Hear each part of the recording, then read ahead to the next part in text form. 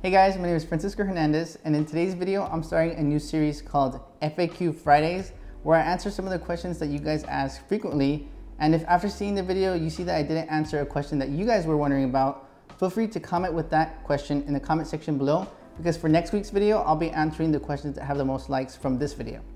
All right, let's get started.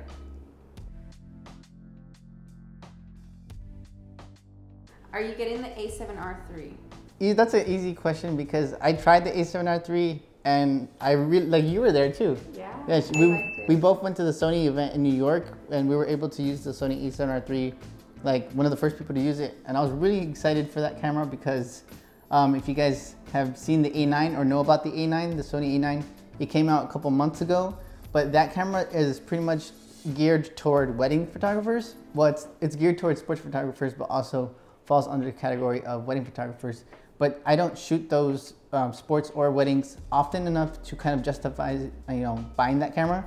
So I was really happy about the A7RIII because that's all I do. It's like a portrait camera, so I was really excited for that. So yes, I definitely am. I plan to make a video coming soon, maybe within the next couple days, explaining why I'm getting it and a whole bunch of extra footage with the camera and photos, photo examples with it. I'll probably even include some raw files in the comment section and stuff for you guys to mess around with.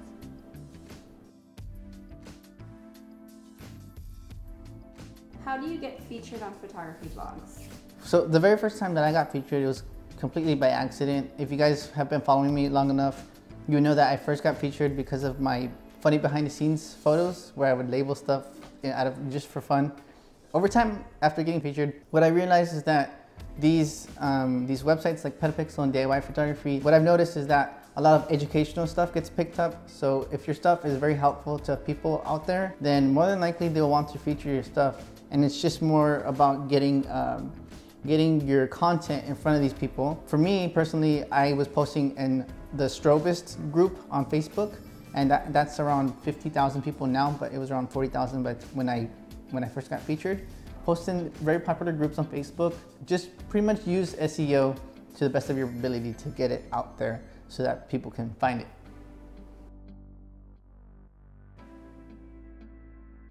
What strobe do you recommend for beginners? I actually don't recommend a strobe for beginners. I actually recommend a speed light. And I actually wrote a blog post about a year ago breaking down exactly what a beginner would get, what I would recommend a beginner to get. So I'll leave a link to that blog post in the description area below. And if you guys want to know what exactly I would recommend, it's a manual speed light that has high-speed sync capabilities, a trigger that has high-speed sync, specifically because the price difference between a manual trigger and a trigger that has high-speed sync is so minimal, so you might as well invest in the high-speed sync trigger. Modifier, which is going to be an umbrella or a shoot-through umbrella or reflective, a stand, and a bracket to attach the speed light to the stand, and that's pretty much it. Maybe some light bags, some sandbags, and to hold it down unless you have an assistant, and that's pretty much it.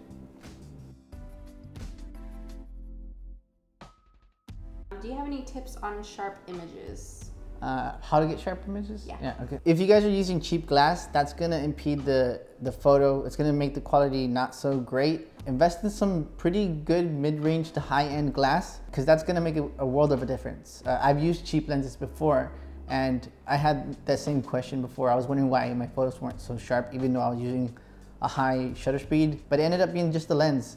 So lens is gonna make a big difference. If you have a cheap lens, using it wide open is gonna make the photo soft. So if you're using a cheap lens, try to use it around 2.2, 2.8, and that's gonna make it sharp for one.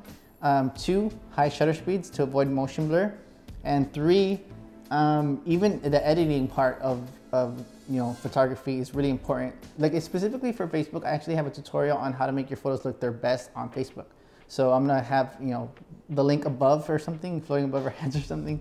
But yeah, so you wanna resize it to be 2048 pixels on the longest side. Yeah, those things, resizing it, lens, even flash is, it's a bit controversial about whether flash makes photos sharp, but I wanna say that it does. So yeah, flash, lens, resizing, and I've missed one. I forget.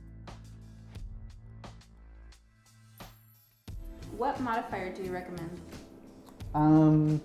I'm actually using I've used in the past couple of videos a modifier that I just kind of started to use. It's the 31 by 31 inch softbox. It's a foldable softbox. I used that modifier for my video with my friend Marina at the Historic Pearl. I think it's only $31, which is 31 by 31 inch.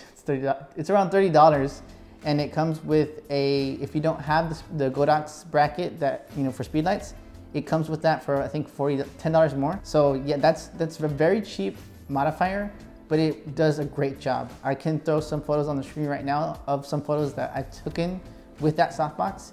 And for the price, it's just insanely awesome. It's soft light, it's a very portable modifier, and it's not that expensive at all. So I highly recommend that modifier. Definitely get it. It's an amazing modifier for the price. Can the Explorer be used with multiple camera systems?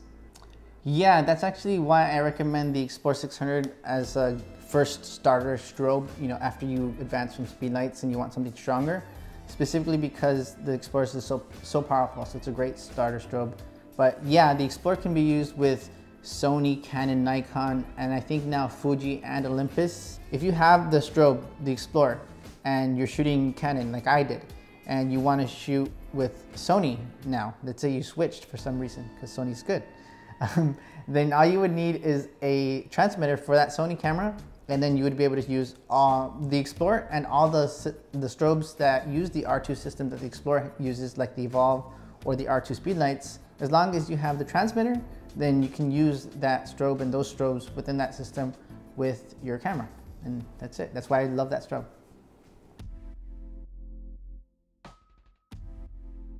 Do you shoot TTL or manual? And which would you recommend? I shoot manually, but a lot of people seem to think that I shoot with TTL. So yeah, I shoot manually, and I recommend manual because it's just consistent. Manually is the way to go, specifically if you're gonna be shooting portraits. Weddings might be better to shoot TTL, but I highly recommend manual instead. Do you ever plan on doing a workshop in California?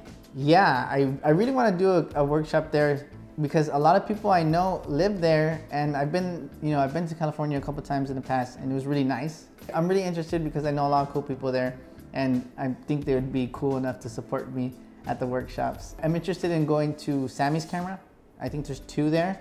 So yeah, if you're a Sony rep and you're in that area, hit me up.